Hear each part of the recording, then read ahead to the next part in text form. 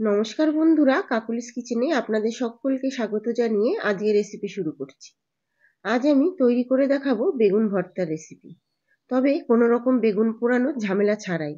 আমি কিভাবে এই রেসিপিটা বানিয়েছি তা জানতে হলে আমার পুরো রেসিপিটা আপনাদের দেখার অনুরোধ রইল। আর রেসিপি দেখে যদি আপনাদের ভালো লাগে তাহলে অবশ্যই লাইক, কমেন্ট এবং শেয়ার করে দেবেন। চ্যানেলটিকে সাবস্ক্রাইব করে দেবেন বেল আইকন সহ আরও নিত্য নতুন রেসিপি দেখার জন্য। তাহলে চলুন রেসিপি শুরু করা যাক।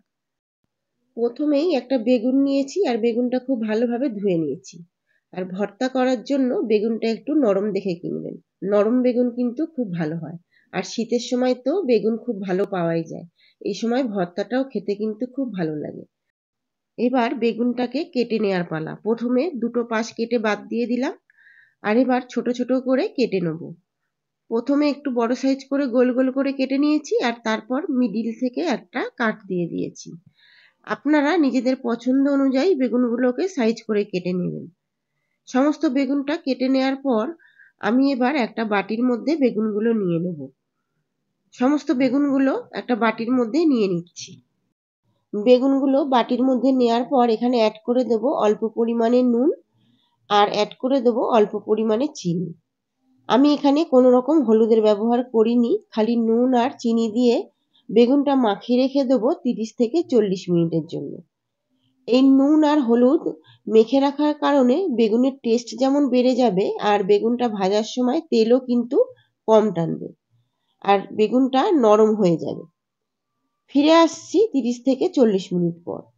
দেখুন আমি 40 মিনিট পর ঢাকনাটা খুলে দিলাম আর বেগুনে কিন্তু এখন আর নুন আর চিনির দানা দানা ভাবটা নেই, এটা পুরো একদম মেল্ট হয়ে গেছে। এবার যেই জলটা বেরিয়েছে সেই জলটা ফেলে দিয়ে বেগুনগুলো ভেজে নেব। তার জন্য একটা কড়াইতে সাদা তেল দিয়েছি আর তেলটা খুব ভালো করে নাড়িয়ে চাড়িয়ে গরম করে নেব। তেলটা গরম হয়ে আসলেই এখানে বেগুনগুলো ছেড়ে দেব। বেগুনে নুন হলুদ মেখে রাখার কারণে বেগুনটা নরম হয়েছিল, তাই জন্য ভাজতে কিন্তু আমাদের খুব বেশি টাইম লাগবে না। আর দেখুন চিনি দেওয়ার কারণে বেগুনে কিন্তু খুব সুন্দর কালারও এসছে, এখানে হলুদের দরকার হয়নি। এইভাবেই আমি বাদবাকি বেগুনগুলোই ভেজে নেব। ফিরে আসছি সমস্ত বেগুনগুলো ভেজে নেওয়ার পর।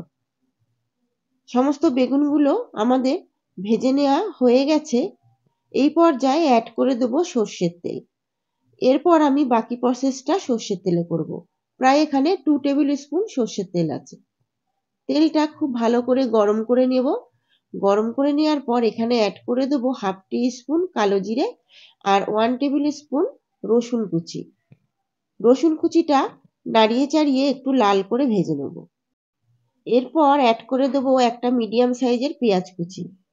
পেঁয়াজটা দিয়েও একদম লো ফ্লেমে খুব ভালোভাবে ভাজা ভাজা করে নেব। আর পেঁয়াজটা কালার চেঞ্জ হয়ে আসা অবধি আমরা ভেজে নেব। পেঁয়াজটা দেখুন একটু হালকা ব্রাউন ব্রাউন কালার ধরে এসছে।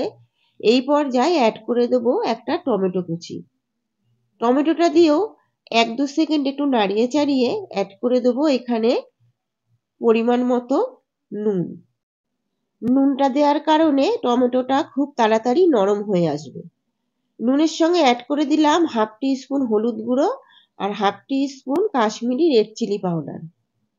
সমস্ত জিনিস খুব ভালোভাবে লো ফ্লেমে আমরা রান্না করে নেব 4 থেকে 5 মিনিট ধরে।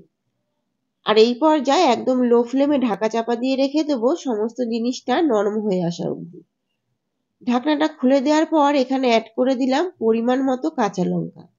আপনারা নিজেদের টেস্ট অনুযায়ী লঙ্কাটা অ্যাড করবেন।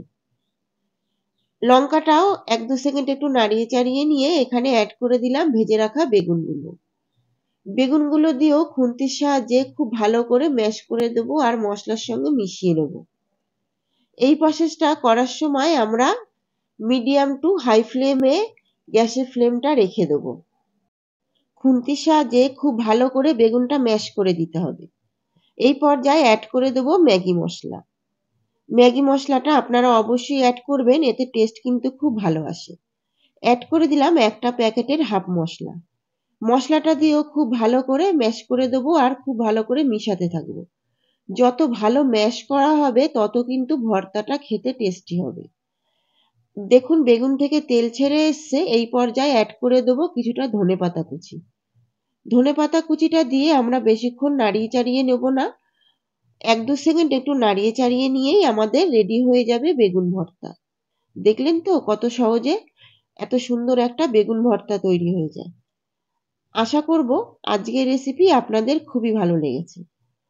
আর অনুরোধ রইল বাড়িতে একবার হলেও রেসিপিটা ট্রাই করার। রেসিপি আপনাদের যদি ভালো লাগে তাহলে অবশ্যই আপনাদের মূল্যবান মতামত কমেন্টের মাধ্যমে জানাতে কিন্তু ভুলবেন না। আমার যে সমস্ত বন্ধুরা চ্যানেলটিকে এখনো সাবস্ক্রাইব করনি তাদের কাছে অনুরোধ রইল চ্যানেলটিকে সাবস্ক্রাইব করার বেল আইকন সহ আরো নিত্য নতুন রেসিপি দেখার জন্য। আর আমার যে সমস্ত বন্ধুরা ফেসবুক পেজ থেকে দেখছো তারা অবশ্যই পেজটিকে ফলো করে রেখো। ফিরে আসবো নতুন কোনো রেসিপি নিয়ে। আজ এই পর্যন্ত, নমস্কার।